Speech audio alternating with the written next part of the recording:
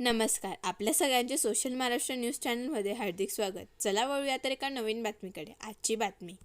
धुळे शहरात गेल्या काही दिवसांपासून दुचाकी चोरीच्या घटनांमध्ये वाढ झाली होती.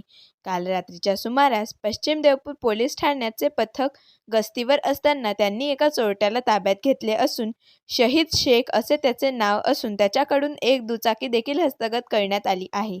तसेच त्याने किती दुचाकी चोरल्या आहेत याची देखील माहिती आता पोलीस घेत असून रात्रीच्या सुमारास पोलिसांनी गस्तीवर असताना त्याचा ताब्यात घेतल्याचा एक व्हिडिओ देखील व्हायरल झाला आहे.